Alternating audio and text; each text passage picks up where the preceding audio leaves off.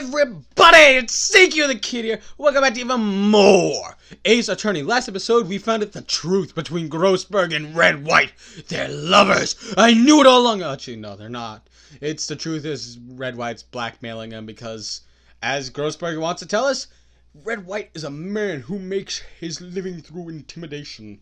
Anyways, what we really found out last time was that Miss May worked for a man named Red White, owner of the Blue Corporation, who believes he in such a high position of power he can control the courts and the people. He's basically the one thing Mace Windu wanted to prevent Palpatine from becoming in Star Wars, if that's a reference anybody wants. Prequel trilogy, everybody. You know, at the very least, it was a decent trilogy. Unlike this new one. Okay, I know there's some people that like the sequels. I really don't. I'm sorry. And besides, this is not Star Wars, this is Ace Attorney. Why am I doing this? Oh, right, because he controls the courts and the Senate. I guess. Seems like it does. Anyways, thank you for starting with Red White as a man who makes them do intimidation. Sorry, Mr. Grossberg, I didn't mean to overwrite you for basically a minute. Man, that sweat drop on your forehead is not making any progress. Blue Corp is a company that excels in finding people's weaknesses, I'm afraid. I've been paying them for 15 years now. 15 years? Man, you guys are intense lovers! All because of the DL6 incident, as you may have guessed. The name on the back of those photographs. As you suspected, I could not stand in defense of Maya because of this. The Whites would have destroyed me if I did. So that's the connection. It's hard for me to tell you this, my boy. But arresting Red White will be nigh on impossible. Impossible? Why? He has information on everyone. It gives him an iron grip. He owns judges, attorneys, prosecutors, police, and politicians. So he does control the Senate and the courts. He is too dangerous to be kept alive. Phoenix, quickly grab a gun. We're going rogue. What? Sorry, Phoenix. I was just kidding. Don't forget him. They are bound, unable to do harm to themselves and therefore to him. Don't look at me like that. What you see is nothing more than the weight of many years. Oh, jeez, that's why you're all fat? Okay, I'm sorry. That was rude, but still. What is the DL6 incident? DL6 is nothing more than the sorting code the police gave the case. It was 15 years ago now. I received a request from a medium, a spirit medium. A medium? Her name was Misty Faye. Faye! Oh, that's the... Wait, was that picture of the mother? She had been investigating a murder at the bequest of the police. And she failed. As a result, the police called her a fraud. This is what Maya was talking about the other day. I did all I could for her and in the end cleared her of wrongdoing. The murder case, however, remains unsolved to this day. That case is the DL6 incident. What is the DL6 incident? I've heard about it before, but I don't think I know anything about it. But why were you blackmailed over this, Mr. Grossberg? The DL6 incident was top secret at the time. It made sense. The police didn't want people to know they were using a medium. They couldn't let people know. But one person found out. I told him. You told White? He offered me riches and embarrassment to me now. Yet I talked to the police were mocked far and wide. In secret, they began looking for one who sold him out. Of course, White heard about it, and he came to me. Only this time, the offer was blackmail. I see. White controls the law of this country as he sees fit. Yet if you would still challenge him, have a close look at Mia's office. Mia's office? She followed his every move for years. She may have recorded something of what she found. Wait a minute, didn't we investigate and found out that like some of the files are gone? It's funny looking at this room. It seems so normal. Hard to imagine a murder took place here. Mr. Grossberg said there would be clues. Maybe I should have another look. Yeah, like these shelves. Oh, yeah, the shelves! All the cases the chief ever worked on are filed here. They're in alphabetical order. Let's take a look. Which file should I look at? T to Z. T, U, I know. W, White. The entire W section is missing. Was it taken?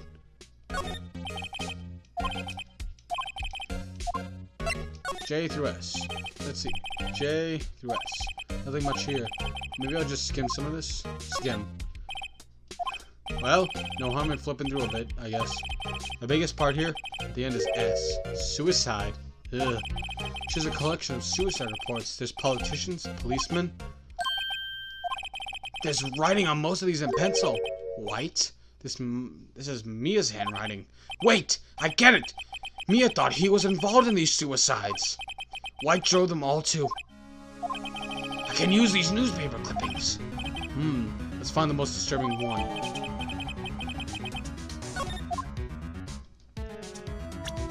I'm curious. Excuse me. Ahem. Article about a politician's suicide. The word white is written in pencil at the top.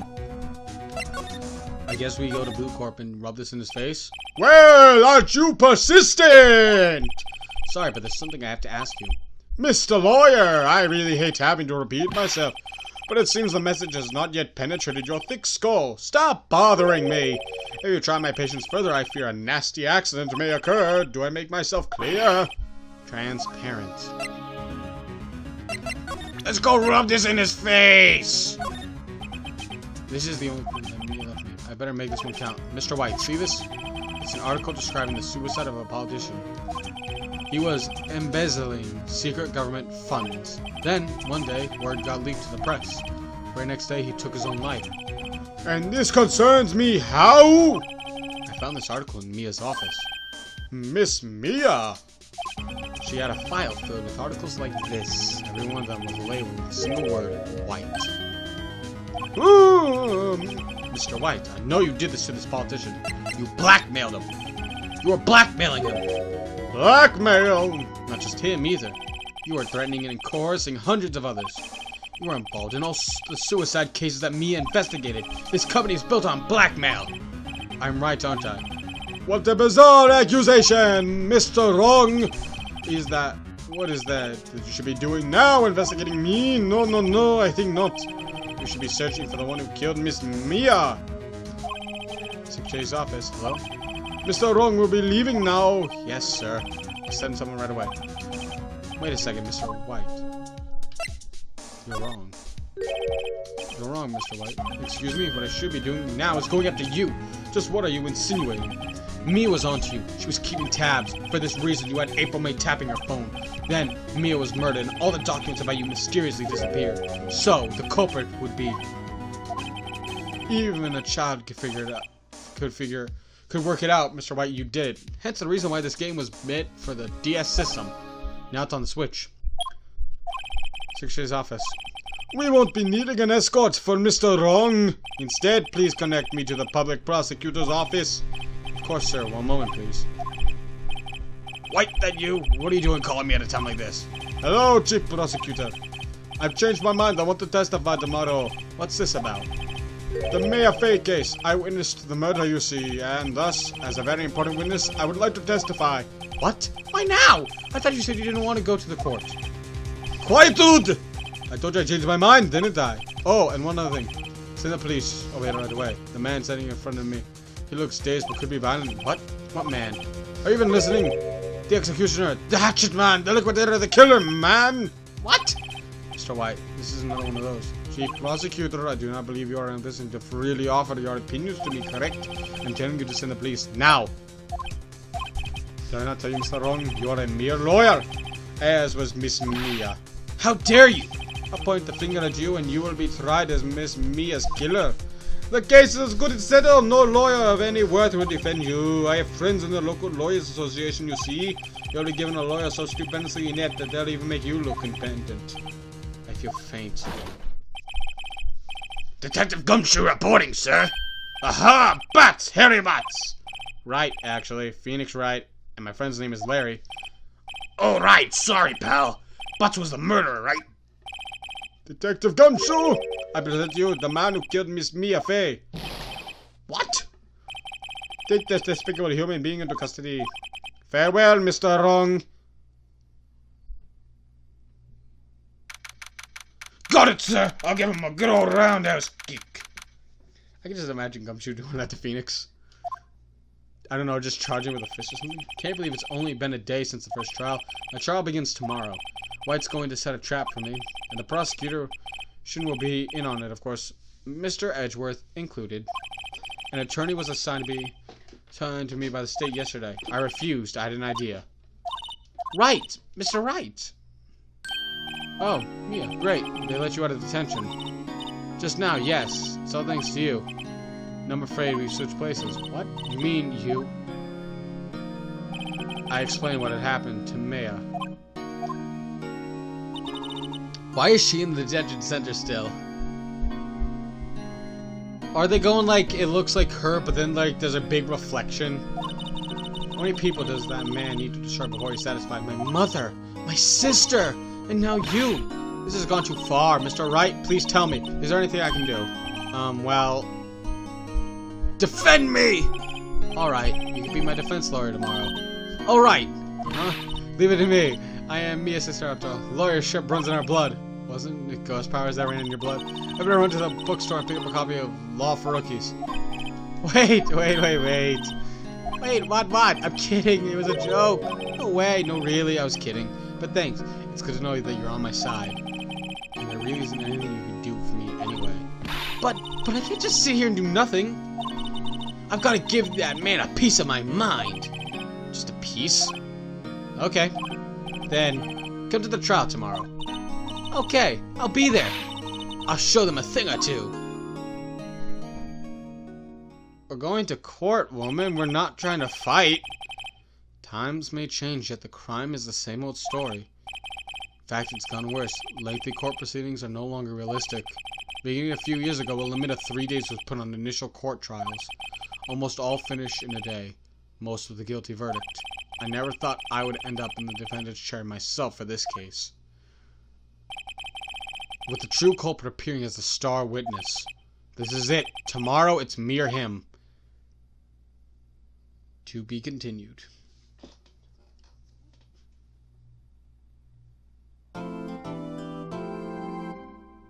We'll save, but we're going to save in the second box.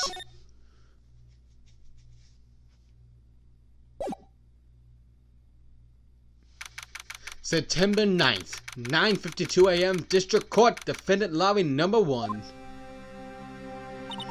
Well, I guess this is it. Yeah. One way or another, this case gets decided today. Ah! Phoenix, look!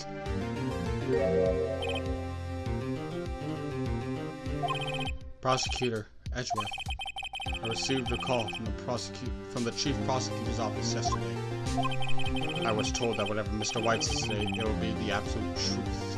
No matter how you try to attack his testimony, if I raise an objection, I have it on good faith that the judge will listen to me. What does White have? The judge in his pocket too? So, you're saying I'm going to be guilty. End of story? I will do anything to get my verdict, Mr. Wright. Anything. Why? Why? How could you torment an innocent person like this? Innocent? How can we know that? The guilty will always lie to avoid being found out. There's no way to tell who's guilty and who is innocent. All that I can hope to do is get every defendant declared guilty. So I make that my policy. Edgeworth, you've changed. Phoenix, you know him? Don't expect any special treatment, Phoenix Wright. Yeah, I was saying I had to block my nose for that one. No, really, my nose was itchy, so I scratched it, then I sounded fine. Well, court will be starting soon. What? But wait! Your defense attorney isn't even here yet. They're not... I'll be defending myself. I need a drink.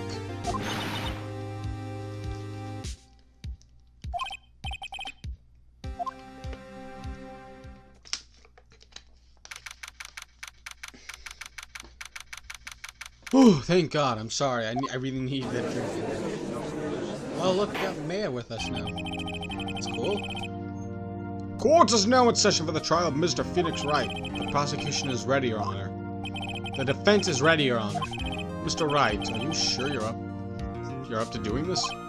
Yes, Your Honor. I'll be defending myself. Understood. Very well, Mr. Edgeworth, your opening statement, please. As the details of this event are already quite clear to the court, today we will hear the testimony of a witness to the defendant's crime. I see. The prosecution may call its witness. That went far too smoothly. Why didn't the judge ask Edgeworth why the witness didn't testify before? It's like he already knows why. If anyone's gonna raise an objection about this, I suppose it's me. Mr. Edgeworth, you owe an explanation to the courts. Why didn't this witness testify in the trial against Miss Mayafay? I'm ever so sorry. Mr. White is a busy man, and besides, at the time, I thought that Miss May's opinion was all we needed. Again, my sincerest apologies to the court. Excellent, Mr. Edgeworth. I appreciate your demeanor. Great. You get to show off and I get nowhere. I would like to call Mr. Red White to the stand. This is all new territory for me, guys. So, I have no clue what to do. Let's hope that I do everything right. Please state your full name. You wish to know the title of my personage? Bling? Your name? Yes, that is what I said. Oh dear. Do my locutions confuse? Name. These two are great together. My name is Red White, but my friends call me Blanco Nino. I am the CEO, or to use a more common term, the president of Blue Corp. Did you know the victim, Miss Mayafay? That would be a negatory! No, I did not. You were at the Gatewater Hotel the night of the murder. Correct! And you witnessed the murder from there. Why tell you what you already know? Very well, Mr. White. You may begin your testimony. Okay, so from here on out, besides Blue, because I love doing Red White's voice, I'm gonna just use my normal voice because my throat's starting to hurt a little bit. Why do I always feel like it's the end of the world and I'm the last man standing? Ho ho ho! The judge's voice is just killing me. I hope you have made your peace with God, Mr. Lawyer. Let him have it, Phoenix.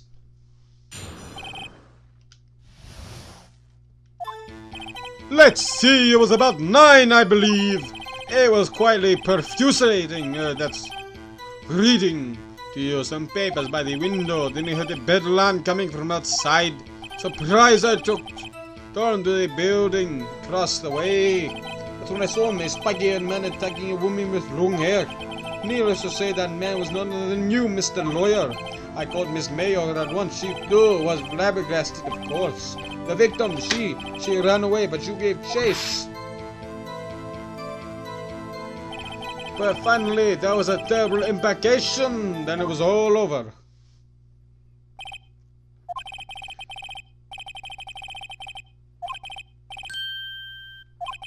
Your cross-examination. Yes, Your Honor. Okay, press every statement. Phoenix, right way.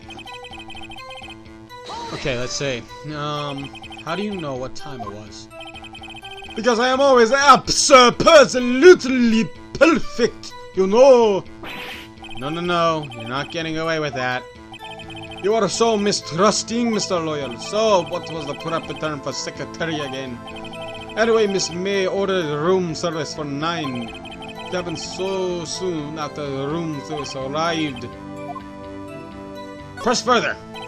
True, the bellboy who brought coffee saw Miss May, but he testified that he did not see you at the time.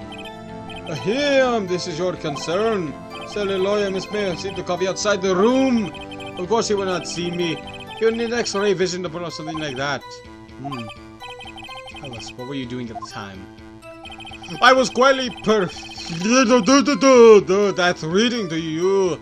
Some papers by the window. Yes, that's a very, very tough word to say. By window, you mean the one directly across the Fan-Co law offices. Correct! That is the only window you see. And there you were reading papers? Correct! Look at Water is a businessman's hotel and I'm a busy man who has business to do. Then I heard the bedlam coming from outside. Bedlam? It must have been when you attacked, I assume. You see. Continue. Surprised! I turned to look at the building across the way. Okay, I forgot to press. So you were reading your papers until you heard the sound? But of course, I am no snoop, peeping out of the windows at night. It's no snoop. Yeah, right. You made a career out of snooping. It was then that I saw him, my spaghetti man attacking him with my long hair. Spaggy-haired. You say that man was none other than you, Mr. Lawyer. Man, that got me somewhere. What you just said directly conflicts with Miss May's testimony. Miss May clearly said that the assailant looked like a girl. I've always been proud of my eyesight, Mr. Lawyer. Just what is your eyesight? Bling! Can you both eyes? 40. 40, don't add them together. And what did you do then? I called Miss May over there once. She too was surprised, of course. What was Miss May doing at the time? She had just finished watching a soap opera on TV and was weeping openly. Do you know she had been tapping the Fae office phone? Irrelevant! That's nothing to do with the case at hand. I care not. I will enter the lawyer's bold inquiry. Miss May was sitting alone when she tapped the phone of the Fae woman. You make a good politician, Mr. White. Ho ho! I know, but after all, I am El Presidente. Please continue. The victim, she ran away, but you gave chase. Can you be a little more detailed about that? I think it's worth knowing exactly what happened. Of course, comprende, I understand. Okay, wait, I want to check something. Let's see. The victim dodged and attacked the man to the right, but she was caught and struck. I just want to make sure, because I'm pretty sure we had that. So, the victim was attacked by you and ran to the left. I didn't mean to do that. You gave chase and struck her down. You sure? As you know, I am always absolutely perfect. Okay, now I know what to do.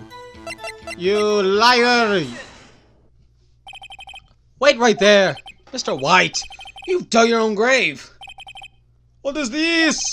You said the victim ran to the left, but that directly contradicts Miss May's testimony. She clearly stated the victim ran to the right. Oh ho ho, it is simple. You have misheard her. I think not. Look at the floor plans. The killer was here, and the victim here. If the victim ran to the left as you claim she did, she would have been running directly away from the door. She would have been running into a dead end. Don't you find that odd? Very strange. I did see her run to the left, I did. Phoenix, look at his face. I don't think he's lying about this one. True. Maybe he really did see the victim run left. So he did witness the killing. Wait a second, Mr. Wright. Yes, Your Honor. Miss May says right, Mr. White says left. Can you explain this contradiction to the court?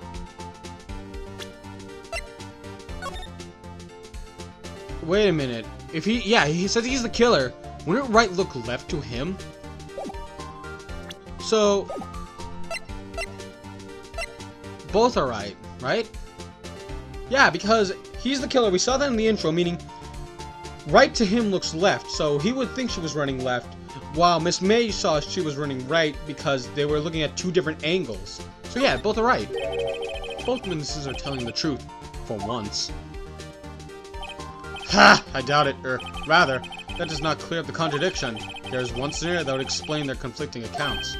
What? Obviously, the witness was not viewing the crime from the hotel.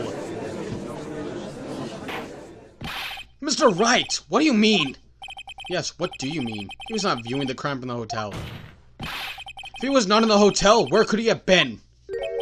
In the law offices of Faye & Co., of course. Yeah, exactly, because left would look like right. He was standing here.